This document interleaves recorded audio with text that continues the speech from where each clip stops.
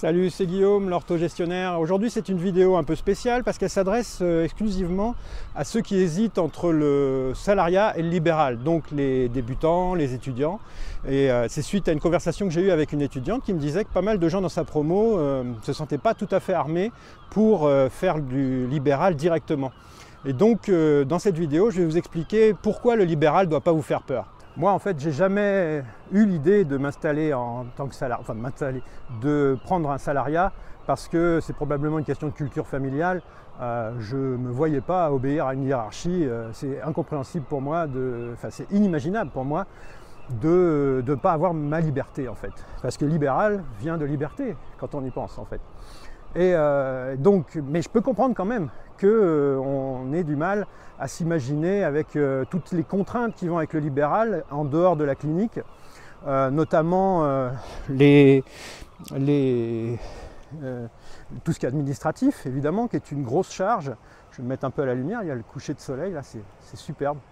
Donc oui, le libéral, c'est quand même tout un tas de charges. On peut se libérer de tout ce qui est comptabilité grâce à un expert comptable, mais on ne peut pas se dire qu'on va échapper à la DAP. C'est pas le comptable qui va faire votre DAP, qui va avoir des rapports avec la Sécu, c'est vous qui allez devoir gérer ça. Et tout ça, quand on n'y connaît rien, parce qu'on a passé 5 ans d'études à apprendre le métier et pas à apprendre l'administratif, ça peut faire un peu peur. Donc ça, je comprends. Quand on n'a pas l'âme d'un Don Quichotte qui se bat contre les moulins à vent de l'administration française, on peut être vraiment tenté par le salariat, parce que au moins on a une équipe autour de soi, on est complètement déchargé de tout un tas de choses, on touche son salaire, même si c'est un salaire on sait que c'est bien plus bas, en tout cas en général, si on n'arrive pas à négocier son salaire, même en arrivant d'ailleurs à le négocier, ça reste plus bas en général que ce qu'on peut gagner en libéral, surtout en début de carrière. Mais quand on sort des études, de toute façon, un salaire de salarié, ça reste nettement plus qu'un budget d'étudiant. Donc on peut se dire, pendant quelques années, je vais voir venir, et puis après, je verrai bien si je passe au libéral ou si je reste comme ça. Mais moi, je considère quand même que si on est salarié, on brade ses années d'études, en fait. 5 ans d'études pour finir avec juste un peu plus que le SMIC, et progressivement se faire rattraper par le SMIC, qui lui augmente tout le temps. Il y a des chances que cette année, il augmente 2 fois, vu que l'inflation a pas mal monté. En fait, on participe à la smicardisation de la France. La France est un pays qui se smicardise doucement, puisque le SMIC augmente, mais le reste n'augmente pas beaucoup. Donc le SMIC étant une protection contre l'inflation, en fait, on se smicardise doucement. Et au total, le SMIC brut représente 60% du salaire médian. Alors pour en revenir à l'orthophonie, il y a un moyen de valoriser réellement son Bac+5, c'est de choisir le libéral. Nos tarifs sont gelés, 4 années sur 5, mais l'orthophonie libérale en a encore sous le pied. Regardez le tableau que je vous ai fait. Imaginons que vous voyez 50 patients par semaine, en moyenne, donc des semaines à 60, des semaines à 40 en fonction des vacances scolaires, des moments où il y a un peu moins de monde, et que vous fassiez ça sur 45 semaines par an. 45 semaines par an, ça fait 5 semaines de congé, plus les jours fériés.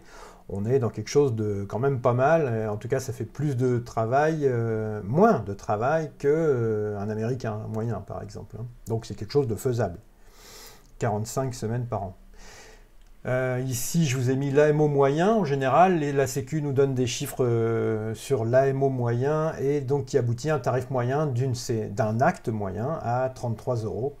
Une séance ou un bilan. Donc le tarif moyen, c'est 33 €.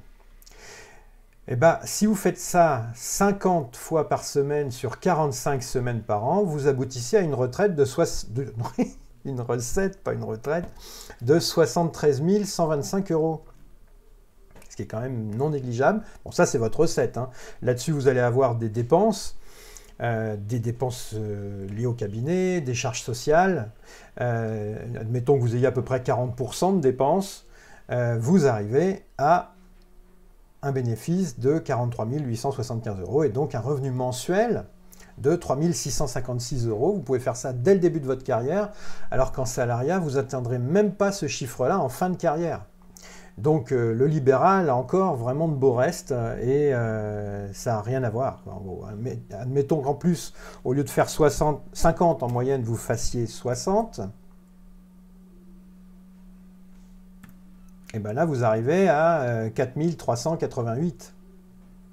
Si vous faites 70, là en plus, vous allez commencer à abaisser votre taux de charge parce que plus on en fait, plus le taux de charge baisse parce qu'il y a une partie des charges qui sont forfaitaires. Par exemple, il y a une partie de la Carpimco qui a le même prix quel que soit le revenu que vous avez. Donc vous allez, en proportion, payer moins de charges si vous travaillez plus. Et donc là, vous arrivez carrément à 5 545 €. On peut gagner 5 000 € par mois en étant orthophoniste libéral. Et pas du tout en étant orthophoniste salarié. Alors évidemment, il n'y a pas que l'argent. Et je vais vous montrer pourquoi finalement il ne faut pas en avoir peur et en quoi la situation actuelle est beaucoup plus enviable que celle des années 80 par exemple, parce qu'on a maintenant tout un tas d'outils qui nous simplifient la vie et qui nous permettent de penser réellement à la clinique, ce qui est le fond du problème et le fond de ce qui nous intéresse. On a fait ce métier-là pour ça et pas pour l'administratif évidemment. Je vous montre ça tout de suite. Voilà, on est dans Orthomax. On a le matin quand j'arrive, je vais dans la partie agenda. On a donc les jours de la semaine. On a normalement à gauche la liste des traitements en cours ici, mais évidemment je la masque par souci de confidentialité. Et donc tous les matins, je pointe les différents patients que j'ai prévu de voir dans la journée. Et ils arrivent là, dans la liste là. Et si je veux mettre juste la journée d'aujourd'hui, je vais ici. Et on peut évidemment gérer un peu plus finement l'agenda si on veut. Moi, j'ai un agenda papier à côté parce que j'aime bien encore l'agenda, c'est mon côté un peu vieux. Mais donc, il y a une gestion complète de l'agenda. Après je vais vous montrer mon dossier avec ma carte vitale en allant dans Patient, ici. Vous allez voir à quel point c'est facile. Si je viens de lire juste ma carte vitale, qu'est-ce que j'obtiens? J'obtiens ça. Bon, il y a mon adresse email, mais parce que je l'avais déjà entrée. Il n'y a plus qu'à entrer l'adresse, disons 5 rue des Champs, 76 400, Fécamp, la plus belle ville du pays. Voilà, donc il y a déjà mes coordonnées qui sont dedans. Vous avez les paramètres assurés, caisse, mutuelle ici, où vous avez le numéro de sécu. Vous pouvez entrer la mutuelle de la personne si vous voulez faire le tiers payant. Ou si elle a la C2S, la remplaçante de la CMU, ça va se faire tout seul. Si on veut imaginer un nouveau traitement, je vais sur Nouveau traitement ici. Prescription du, on va mettre 1er mars 22. Prescripteur, j'avais déjà mis CHU de Rouen. Sinon, il y a la liste des prescripteurs. Là, on peut cocher tous les médecins qu'on connaît. Donc, CHU de Rouen. Nature de l'assurance maladie. Ok, j'ai pas une affection longue durée. Mutuelle, alors j'ai mis pas de transmission mutuelle, mais si j'avais renseigné la mutuelle dans la partie où je vous avais dit, j'aurais plus qu'à la cocher ici et à cocher tiers payant mutuel. Ici c'est tiers payant caisse pour la partie sécu et on peut cocher ou pas tiers payant mutuel si on a renseigné la mutuelle. Après, on va dire que je fais un bilan du langage écrit et voilà, il n'y a plus qu'à aller dans soins et à dire que c'est aujourd'hui. Voilà. Voilà. Et donc ce bilan est fait. Enfin, il est programmé, et donc une fois qu'il est fait, vous avez la carte vitale dans le lecteur, et vous allez là, sur la petite feuille de soins orange, paraît logique, et vous faites facturer là où les séances sélectionnées. Voilà, on arrive là.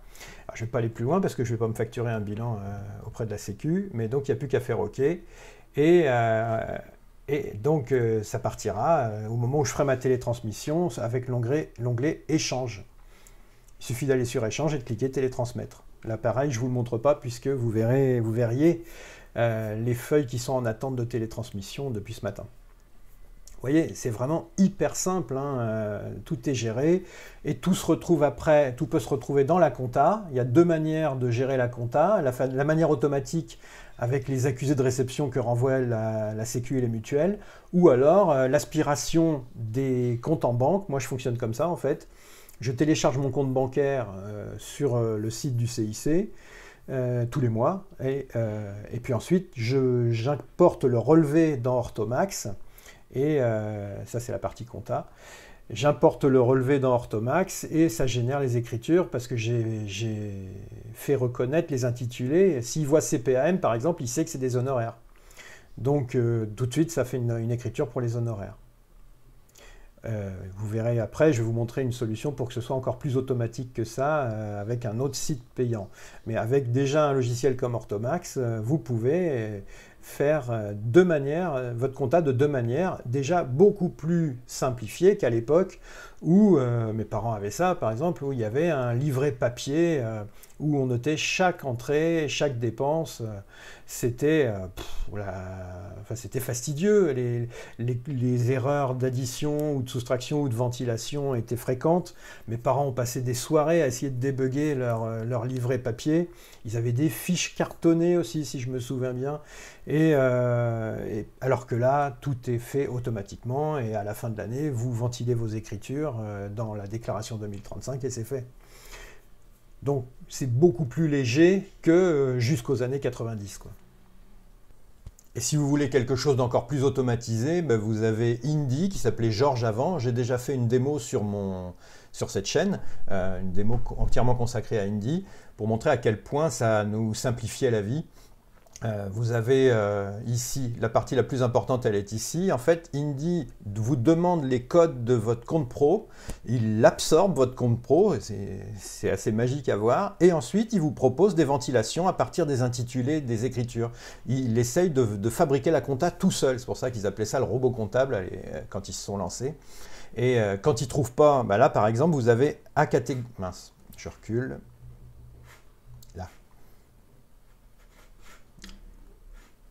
À catégoriser, là, cette partie-là, bah, c'est parce qu'il y a un chèque, il ne sait pas ce que c'est, donc vous allez sur à catégoriser, puisque le reste a été catégorisé tout seul, ça va dans le bon poste comptable grâce aux intitulés. Et là, il vous demande bah, qu'est-ce que c'était que ce chèque, par exemple, on va dire, tiens, Télécom, on va dire qu'on a fait un chèque à Orange, par exemple. Voilà. Et donc, il s'aperçoit tout seul si les écritures sont de tel ou tel ordre. Et à la fin de l'année, il vous fabrique votre déclaration 2035 pour le fisc. Et donc, oui, ici, dans Affaires, il dit qu'il y a la déclaration 2035. Alors, il y a 19 phases à passer les unes après les autres qui sont là, qui sont listées là.